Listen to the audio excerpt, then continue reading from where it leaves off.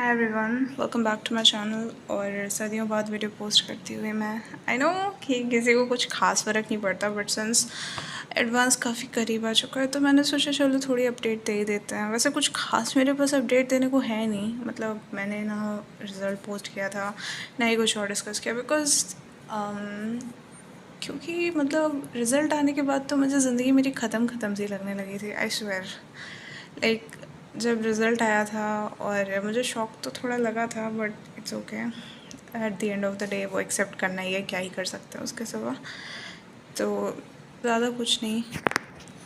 तो या मैंने रियलिटी एक्सेप्ट कर ली। और मतलब जब मेरा एग्ज़ाम हुआ था उसके कुछ दिन बाद से मुझे काफ़ी लोगों ने बोला कि तुम्हें एडवांस देना चाहिए, एंड मेरा खुद भी मन होने लगा था तो मैंने पढ़ना शुरू कर दिया था। उसके बाद जब रिज़ल्ट आया तो बस मेरा तो पूरा शैटर ही हो गया एडवांस का प्रिपरेशन।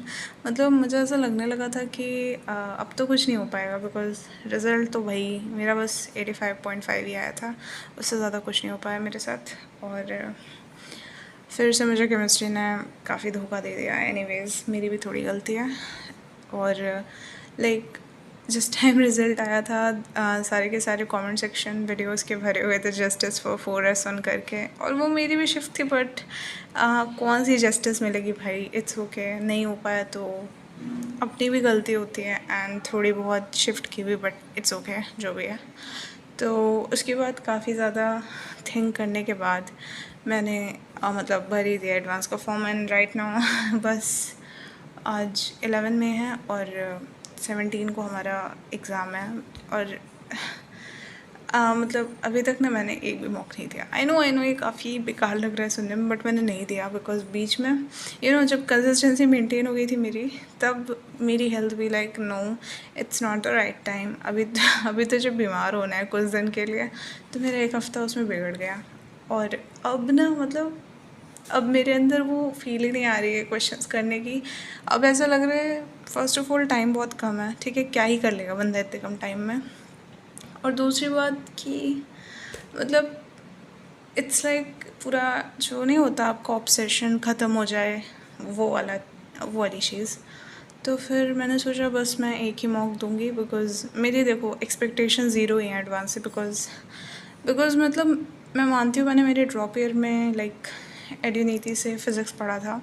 उधर सर ने मतलब कि हमें अच्छे क्वेश्चंस के भी मतलब अच्छे लेवल के भी क्वेश्चंस कराए थे, शीट्स दी थी।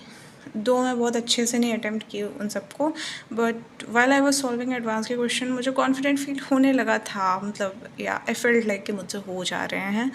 बट केमिस्ट्री का इतना बड़ा सिलेबस मुझसे हो ही नहीं पा रहा। ऐसा लग रहा है कि केमिस्ट्री तो नेवर एंडिंग लूप है भाई, ख़त्म ही नहीं हो रही है। और रही बात मैथ्स की, उसमें तो मैं कट ऑफ ही निकाल लूँ वही बहुत बड़ी बात हो जाएगी। तो मतलब मुझे किसी ने कुछ खास प्रेशराइज़ नहीं किया। देवर लाइक कि तुम्हें देना है तो दो, एंड मतलब तुम्हें दे देना चाहिए जस्ट फॉर एक्सपीरियंस। तो मैंने कहा कि या इट्स ओके, फॉर एक्सपीरियंस मैं ज़रूर दे देती हूँ। ऑफ कोर्स लास्ट चांस है, उसके बाद तो नहीं मिलने वाला है। एंड बस उसी के चलते मैंने प्रिपरेशन करना शुरू कर दिया। और इतने दिन से कुछ ऐसा था ही नहीं कि बता सकूं। आई मीन वही मैं एडवांस के क्वेश्चन लगाती थी, क्या बताऊंगी उसमें एक्स्ट्रा। आई मीन तुम लोग भी बताना कि तुम लोग क्या कर रहे हो एंड ऑल, क्योंकि मैंने ना कोई प्राइवेट कॉलेज का भी एग्ज़ाम नहीं भरा। मुझे काफ़ी रिग्रेट हुआ, बट बिट्स मेरे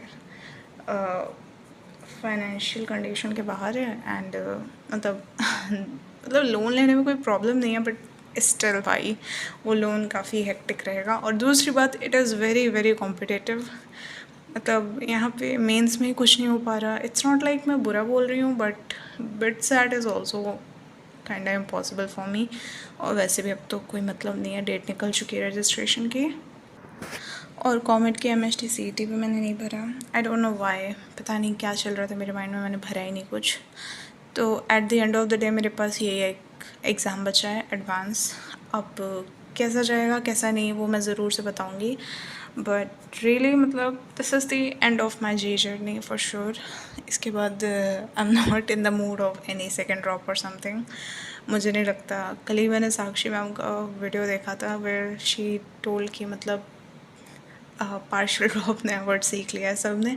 end of course it is problematic. ज़ाहिर है तुम अपने कॉलेज के साइड बाय साइड कैसे पढ़ाई कर सकते हो, like 6 hours you need to study at least.